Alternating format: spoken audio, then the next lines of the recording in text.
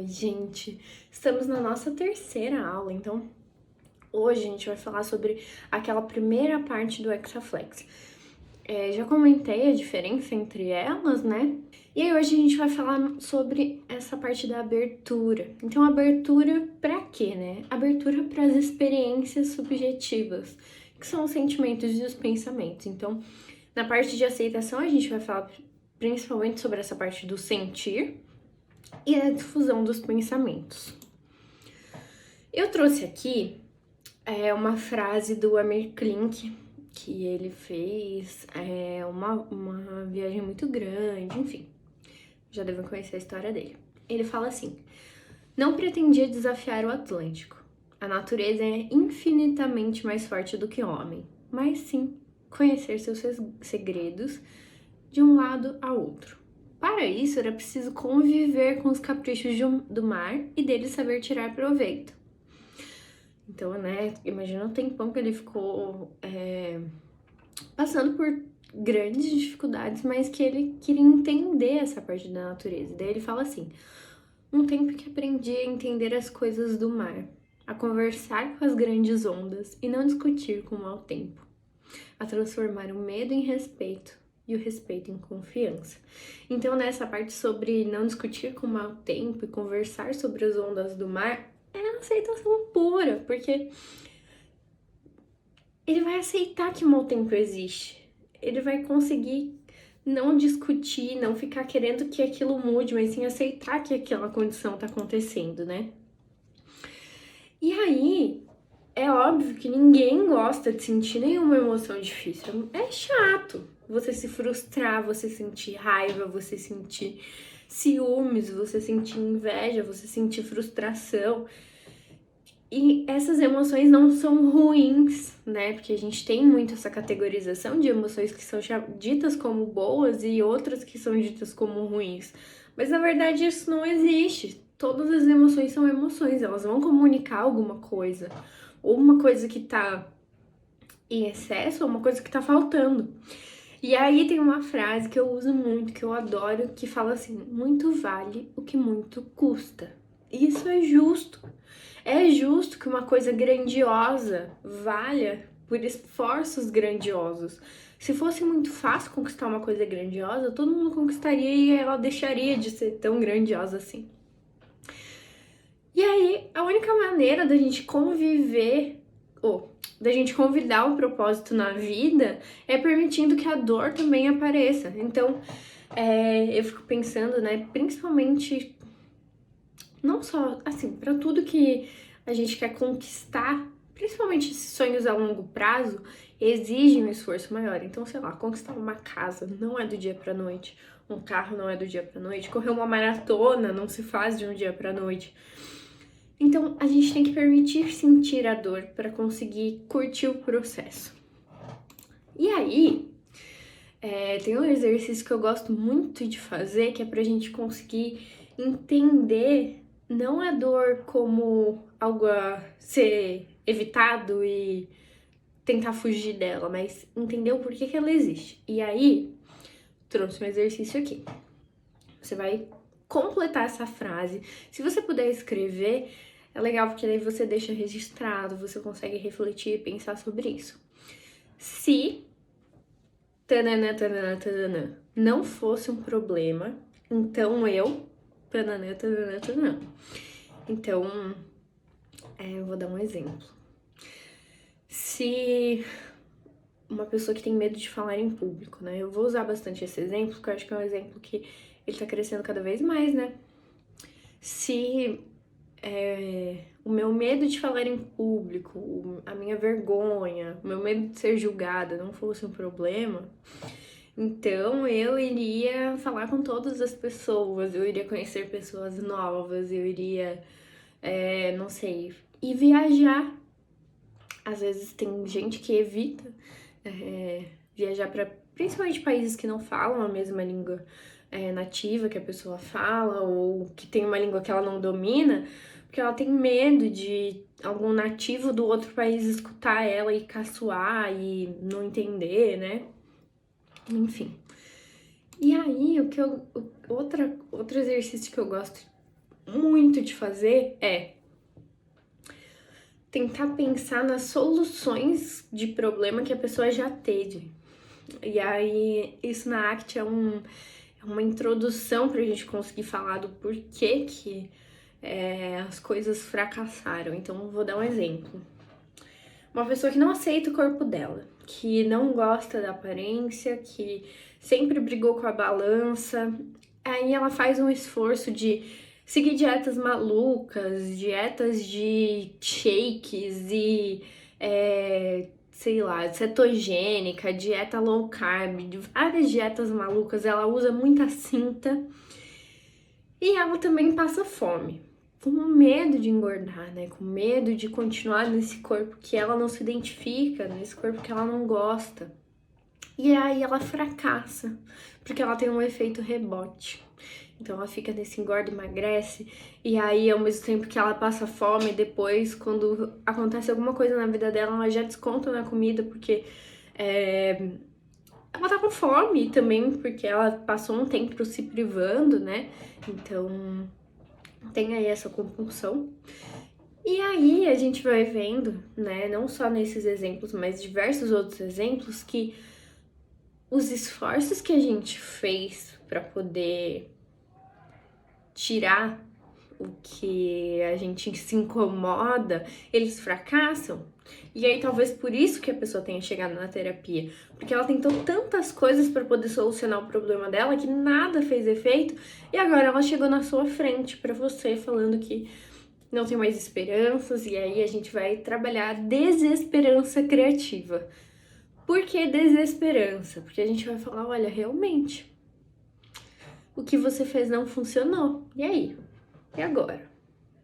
Será que a gente não pode tentar outras coisas para poder tentar buscar outros resultados, já que os resultados que você alcançou foram fracassados? E aí eu trouxe um outro exemplo aqui, que até vai completar essa frase do muito vale o que muito custa.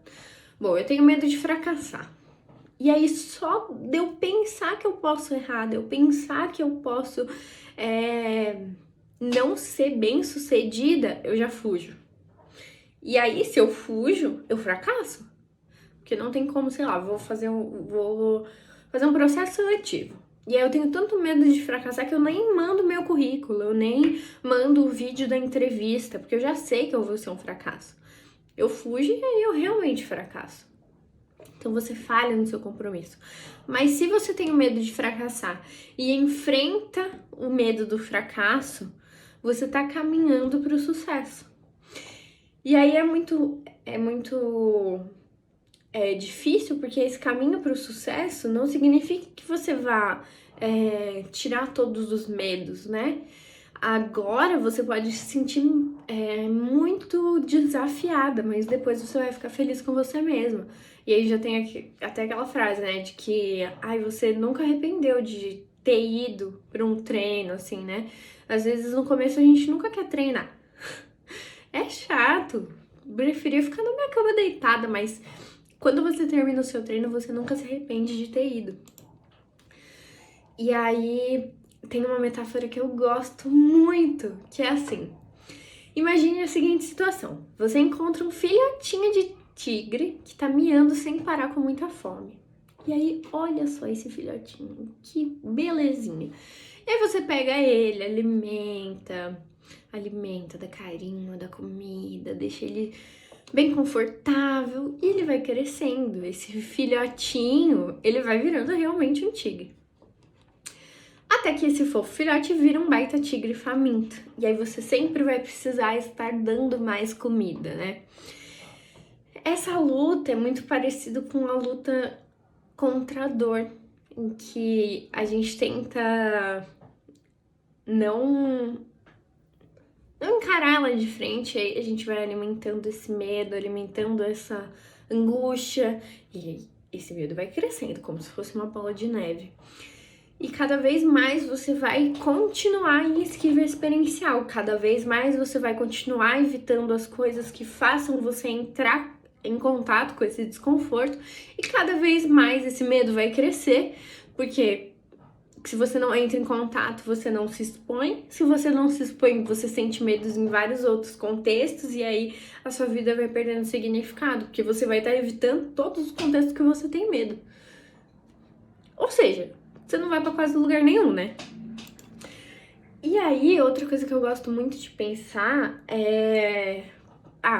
antes de eu passar pra próxima coisa. Eu coloquei aqui o exemplo de uma estudante que iniciou os atendimentos agora. Ela se sente ansiosa, se sente desesperada, sente que não vai conseguir, que tem vontade de sair correndo, que o conhecimento vai se esvair da cabeça dela, que ela vai ter um branco, que ela não vai saber o que fazer. E aí, quando a gente tem essa situação, a gente tem que pensar, o que essas emoções estão revelando? Porque as emoções, elas são a forma com que o nosso corpo tem de comunicar o que essas situações podem significar. Então, o que essa ansiedade, esse desespero, essa vontade de sair correndo, esse medo revela? Que é importante. Que essa situação, ela tem uma grande carga. Porque é importante para a carreira, é importante para concluir as coisas da faculdade. É uma responsabilidade muito grande, então faz sentido você ter muito medo. E aí a gente pode pensar, qual desconforto vem primeiro? Por exemplo, a gente tem a dor dessa estudante de estar com medo, estar ansiosa, estar se sentindo despreparada. E aí, essa é uma dor natural, todo mundo vai sentir. Se você entrar para um atendimento zero ansiedade, sem estar nervoso, eu acho que eu vou duvidar, porque como que você vai fazer algo pela primeira vez que não te dê um friozinho na barriga, sabe? E aí, se você tentar evitar essa dor, esse sofrimento que a gente diz dessa dor natural, você vai ter uma dor da ausência. Então, por exemplo, se eu tenho tanta ansiedade a ponto de não conseguir entrar dentro do consultório, eu vou ter a dor de falhar, de eu não ter nem tentado fazer o meu primeiro atendimento, de, evitando a presença do desconforto, ganhar mais desconforto. E aí, quanto mais você vive a vida afastando a dor da presença desse desconforto, cada vez mais a dor da ausência se amplifica. Esse paralelo é do desconforto limpo e do desconforto sujo. Então, o desconforto limpo, medo de ser rejeitada. O desconforto sujo seria não se permitir sair, não se permitir conhecer pessoas. Desconforto limpo, medo de não passar na entrevista de emprego. Isso é normal. O desconforto sujo é nem se candidatar. Desconforto limpo, medo de não... Eu fiz o mesmo exemplo 2 vezes. Eu acho que eu ia escrever outra coisa, mas dando outros exemplos. Medo de receber um fora do seu contatinho. Então daí você nem consegue falar com essa pessoa. Mesmo que você goste muito dessa pessoa, você não consegue dar nenhum oi. Porque daí você já começa a criar vários cenários catastróficos dentro da sua cabeça e você prefere nem falar nada. Então você evita essa dor e acaba ganhando uma ausência de vida, né? E aí, aceitar envolve o acolhimento das emoções sem evitação ou apego. Então, né, não significa que a gente vai ter uma postura passiva diante da vida, mas significa que a gente vai aceitar que essas emoções existem. A gente pode não concordar com elas, mas a gente aceita e vê elas acontecendo. E aí, Rousseau, ele fala bastante sobre a liberdade, né? Sobre como o ser humano pode ser livre ou não. E aí ele diz que se a liberdade consiste em fazer o que se quer, o homem não é livre. Porque se você é refém de fazer as suas vontades para se sentir livre, você está sendo refém das suas vontades. E liberto você não está. Então, fazer tudo o que você deseja vai te tornar refém dos seus impulsos. Então, aceitar as emoções difíceis é o único caminho que a gente tem de recuar e de recusar ser governado por elas. E aí agora, mudando, né, saindo dessa parte mais da fala, indo para uma parte mais ativa de experiência, tem esse exercício do gelo. Eu não sei se vocês já fizeram. Agora, nesse momento que eu tô gravando essa aula, tá muito frio. Mas eu vou deixar de indicação pra vocês, porque esse exercício é muito, muito, muito bom. Você vai pegar um cubo de gelo, vai segurar ele na mão por 1 minuto, vai cronometrar esse 1 minuto. E aí você vai se atentar ao que você tá sentindo. Às vezes o seu pensamento vai te levar pra longe e vai te tirar da experiência do gelo na mão em si. Mas volta pra essa experiência, sente como ele se conecta na mão, fica mudando ele de lugar. E aí depois desse 1 minuto, veja se a experiência ela reforçou o que seus pensamentos falaram ou se você descobriu que a experiência não seria tão ruim quanto a sua mente falou que seria. Eu gosto muito dessa atividade, é maravilhosa. E aí, tem um vídeo, eu não sei se vocês já viram esse vídeo, mas esse vídeo é maravilhoso, é incrível.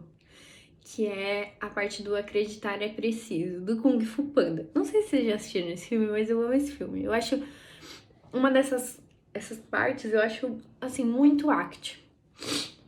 Ai, dá vontade até de espirrar. Eu vou colocar o vídeo e aí depois a gente comenta. Mestre! Eu trago más notícias. Shifu, só existem notícias, nem boas nem más. Aí ele fala que só existem notícias, nem boas nem más. Essa parte, pra mim, guardem ela que depois a gente vai falar sobre isso mais um pouco. A sua visão, ela estava certa. Tai Lung fugiu da prisão. Ele está voltando. Essa é uma má notícia. Se você não acreditar que o dragão guerreiro possa detê-lo. O panda? Mestre, aquele panda não é o dragão guerreiro. Ele nem deveria estar aqui. Foi um acidente. Não existem acidentes. Sim, eu sei. É a segunda vez que diz isso. Lembra? Bom, isso também não foi acidente. Terceira. Meu velho amigo, o panda só cumprirá o destino dele e você o seu quando você se desprender da ilusão de controle. Ilusão? É. Olhe para essa árvore, Shifu. Eu não posso obrigá-la a dar flores quando me convém, nem obrigá-la a dar frutos antes da hora. Mas há coisas que podemos controlar. Posso controlar quando a fruta cairá. E posso controlar onde plantar a semente. Isso não é ilusão, mestre. Oh, sim. Mas não importa o que você faça. Essa semente se tornará um pessegueiro. Pode desejar uma maçã ou uma laranja, mas terá um pêssego. Mas um pêssego não pode derrotar Tai Lung. Talvez possa. Se estiver disposto a guiá-lo, disposto a treiná-lo e acreditar nele. Mas como? Como? Preciso da sua ajuda, mestre. Não. Você só precisa acreditar. Prometa, Shifu. Prometa que vai acreditar. Eu vou tentar. Ótimo. Eu vou parar porque essa parte me emociona. Mas eu acho que eu substituiria essa parte do promete que vai tentar acreditar por aceitar. Por quê? Porque vão ter coisas na vida que a gente não vai conseguir mudar. E aí, por mais que a gente coloque alarme para poder acordar no horário que a gente quer, por mais que a gente marque coisas na nossa agenda, por mais que a gente consiga ter ali um controle da nossa vida, esse controle é muito frágil. Pode acontecer qualquer coisa que a gente não espera. E aí, essa parte da aceitação é entender que as coisas acontecem, ok. E aí, você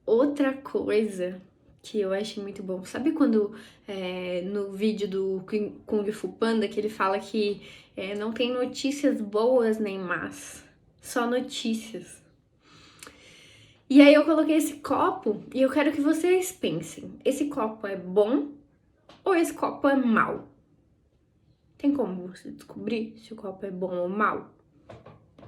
Pensa um pouquinho.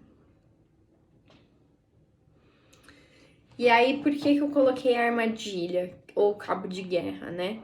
Porque se a gente fica nessa guerra entre descobrir que o copo é bom ou descobrir que o copo é mau, a gente não entende que ele é só um copo. Então, até voltando, vou voltar no copo para vocês entenderem o que eu tô falando. Voltando em como a gente se avalia.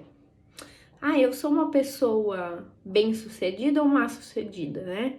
Eu sou uma pessoa bondosa ou não? Como que a gente vai categorizar se é ou se não é uma pessoa com todas as vivências, com toda a sua integridade, por meio de uma resposta de é bom ou é ruim? Muito rasa essa análise, vocês não acham? E aí, quando a gente... Eu não sei se vocês já viram uma armadilha chinesa. Eu vou pegar até a minha aqui que eu tenho. Ela é assim, ó. A armadilha chinesa, quando a gente coloca os dedos aqui dentro e a gente quer sair dela tirando os dedos da mesma forma que a gente colocou, ó. Tô puxando ela pra caramba. A gente fica mais preso. Tá fazendo uma força tremenda aqui no meu dedo. E aí, como que a gente sai dessa armadilha? A gente tem que aproximar, parar de brigar, parar de tentar sair. Olha, essa parte aqui tá até difícil. E aí sim a gente vai se desvencilhar. E o cabo de guerra é como se a gente estivesse numa guerra interna, mas e se a gente soltasse esse cabo de guerra? Ou então, e se a gente visse a guerra do lado de fora? Sem se colocar dentro dessa guerra, né? E aí tem uma metáfora do ônibus. Imagina que eu te dou um ônibus para você pilotar. E você é um motorista. Você fala assim, eu quero ir pra praia. Quero descer pra praia porque é o lugar que eu quero ir. E como você tá num ônibus, esse ônibus vai ter diversos...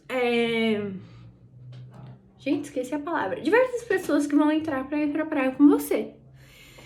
E aí, imagina que tem monstros nesse ônibus. Monstros que ficam pulando, que ficam gritando, brigando.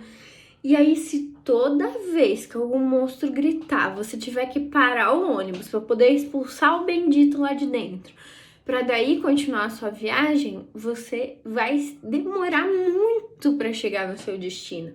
Ou talvez você nem chegue, porque, sei lá, anoitece e aí você tem que guardar o ônibus, sabe assim? O que seria uma saída?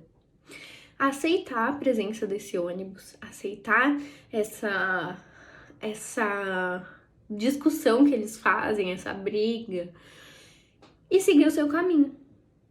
Então você vai se desgrudar desses pensamentos que dizem que você vai falhar, que você vai errar, que vai dar tudo errado, que todas as catástrofes possíveis irão acontecer para agir em direção à sua praia, ao lugar que você quer ir, né?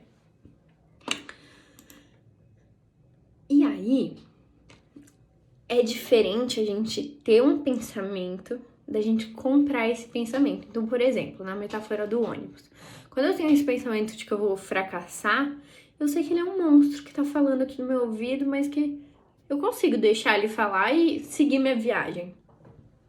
E aí, quando a gente pensa nessa parte de comprar um pensamento, se a gente sempre fala assim, eu sou ruim, eu sou um fracasso, eu sou não sei o quê, a gente vai estar levando esse pensamento como se ele fosse uma verdade absoluta.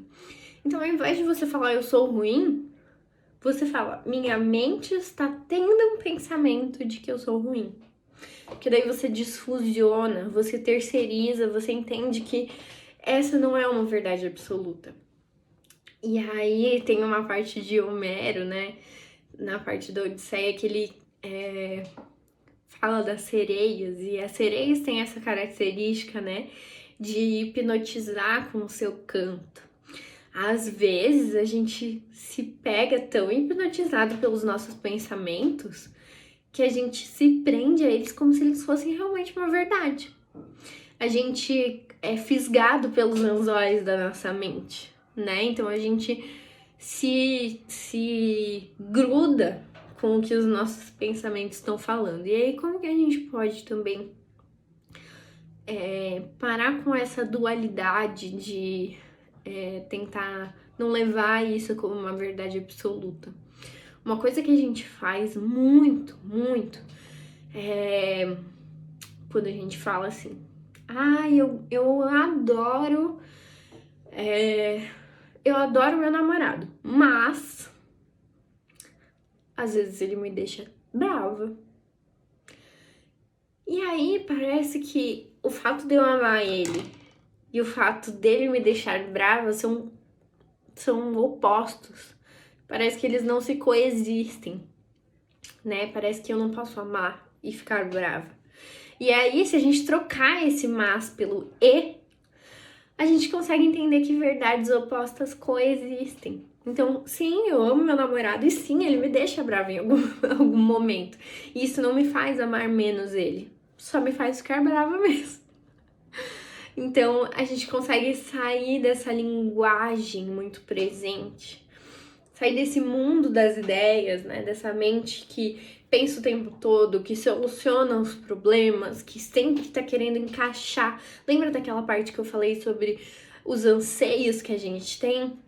A nossa mente, ela tem esse anseio por coerência. Então, às vezes, quebrar essa coerência faz a gente desfusionar, que daí a gente para de ficar nesse mundo do que a nossa mente nos diz. Então, é isso. Eu coloquei várias metáforas e vários jeitos de tentar mobilizar esses processos. A maioria eu tirei dos livros mesmo. Tirei também de cursos, de artigos, enfim. Fui tirando dos estudos que eu já fiz para poder colocar tudo aqui. Alguns eu não coloquei, porque senão eu iria ficar falando aqui mais do que meia hora. Eu ia, sei lá, quanto tempo que eu iria ficar falando. Mas a melhor metáfora que a gente pode fazer é aquela que vai vincular mais com o paciente. Então, às vezes, a metáfora que vai fazer com que ele desfusione é uma metáfora que não tá no livro. É uma metáfora que você criou, que surgiu de forma espontânea dentro da sessão e que usou elementos da vida dele para que ele consiga lembrar e consiga se desfusionar de forma mais prática, ou aceitar algo de uma forma mais potente do que uma metáfora que está escrita no livro, né? E esses livros, eles são traduzidos, então tem algumas metáforas que não fazem sentido, pelo menos para mim, né? Aquele livro de introdução à arte, bem pequenininho, tem umas metáforas que eu nem trouxe aqui, porque para mim não faz sentido. Então, enfim, a gente tem esse poder de criar. Do mesmo jeito que a nossa mente, ela prega peças, a gente também pode usar a linguagem ao nosso favor. E é isso, até a próxima aula.